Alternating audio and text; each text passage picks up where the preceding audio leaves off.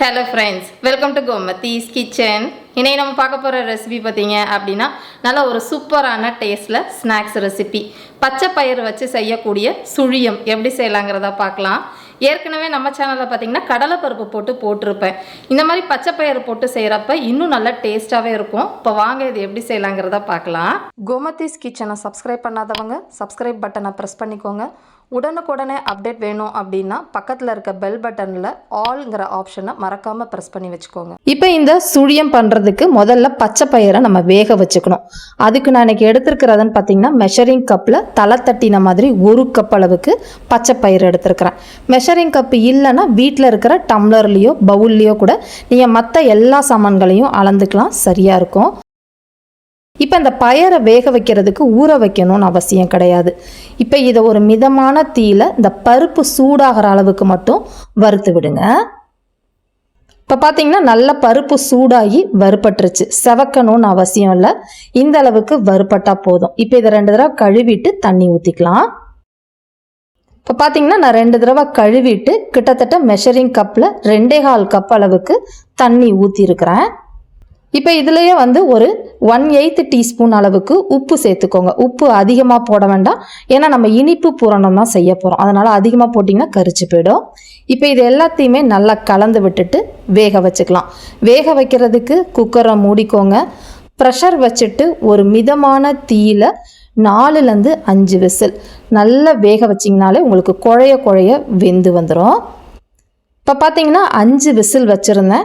Pressure release ஆனதுக்கப்புறம் open பண்ணோம்னா பருப்பு நல்லா மலர்ந்து உங்களுக்கு இந்த அளவுக்கு வந்திருக்கும். சப்போஸ் உங்களதில் வேகலை அப்படின்னா இன்னும் ஒரு 2 விசில் கூட வச்சு வேக வச்சு எடுத்துக்கோங்க. சில சமயம் பார்த்தீங்கன்னா அதில் கொஞ்சமாக தண்ணி இருக்கும். இந்த வேக வச்ச தண்ணியை நம்ம வீணாக்க வேண்டாம். நம்ம பூரணம் செய்கிறப்ப அதிலே சேர்த்து போட்டு கலந்துக்கலாம். இப்போ இந்த சுழியம் செய்கிறதுக்கு ஒரு சட்டியை சூடு பண்ணியிருக்கிறேன். இதில் இனிப்புக்கு 3/4 கப் அளவுக்கு நான் பொடிச்ச வெல்லமாக சேர்த்துருக்கிறேன். இந்த இனிப்பு ஓரளவு மீடியமாக தான் இருக்கும். உங்களுக்கு நல்லா தித்திப்பாக வேணும் அப்படின்னா 1 கப்லேருந்து 1.25 கப் அளவுக்கு நீங்கள் பொடிச்ச வெல்லம் சேர்த்துக்கோங்க. இதுலேயே ஒரு 1/4 கப் அளவுக்கு தண்ணி ஊற்றிட்டு ஒரு மீடியம் ஃப்ளேமில் இந்த வெல்லம் கரையிற அளவுக்கு கரைச்சிக்கலாம். பாகு பதம் வரணும்னு அவசியம் கிடையாது. இப்போ பார்த்தீங்கன்னா 5 நிமிஷத்துலேயே நல்லா உங்களுக்கு கரைஞ்சி இந்த அளவுக்கு வந்திருக்கும். இந்த டைம் அடுப்பை ஆஃப் பண்ணிவிடுங்க. இப்போ நான் கரைச்ச தண்ணியை வேறு பாத்திரத்துக்கு மாற்றிட்டு இதே சட்டியை கழுவிட்டு இந்த வெள்ளைக்கரைசலை இதில் வடிகட்டி சேர்த்துக்கிறேன்.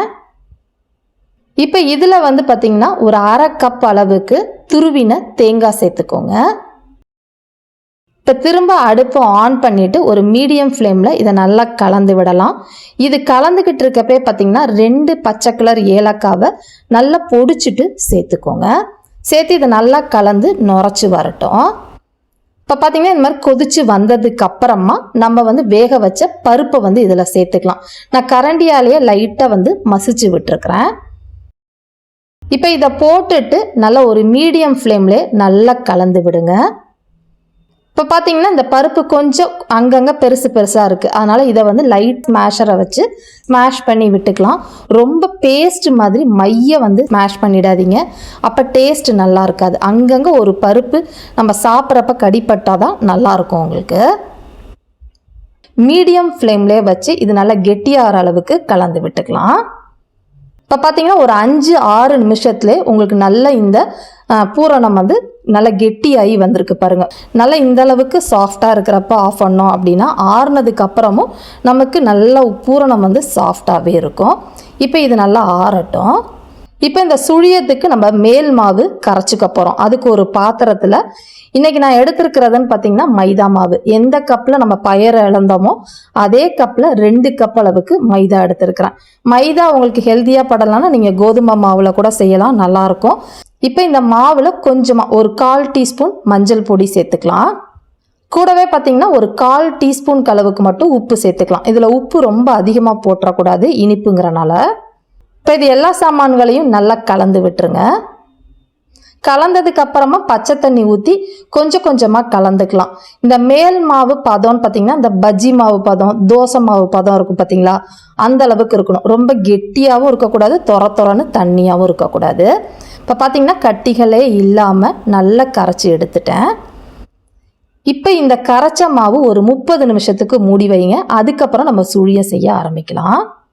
இப்போ அதுங்களையும் பார்த்தீங்கன்னா இந்த உள்ள இருக்க பூரணமும் நமக்கு நல்லா ஆறிடுச்சு. நான் முன்னாடியே சொன்ன மாதிரி ஆறுனதுக்கப்புறம் உங்களுக்கு எவ்வளோ நல்லா சாஃப்டாக இருக்குது பாருங்கள். இப்போ உங்களுக்கு எந்த சைஸில் சுழியம் செய்ய போகிறீங்களோ அதுக்கேற்ற மாதிரி உருண்டைகளாக உருட்டிக்கலாம். இப்போ நம்ம பண்ணின 1 கப்பு பச்சை பயிருக்கு நமக்கு இத்தனை சுழிய உருண்டைகள் உருட்டி வச்சுருக்கிறேன். மாவும் பார்த்திங்கன்னா ஒரு 30 நிமிஷம் நல்லா ஊறிடுச்சு. இப்போ சுழியம் செய்ய ஆரம்பிக்கலாம். இப்போ இந்த சுழியத்தை பொரிக்கிறதுக்கு அந்த சுழியம்லாம் முழுகிற அளவுக்கு ஒரு சட்டியில் எண்ணெயை ஊற்றி காய வச்சுருங்க. எண்ணெய் நல்லா காஞ்சதுக்கு அப்புறமா நம்ம பஜ்ஜிலாம் தோச்சு போடுவோம் பார்த்தீங்களா, அதே மாதிரி சுழிய உருண்டைகளை மேல் மாவில் முக்கி எடுத்து நீங்கள் இதில் போட்டுருங்க.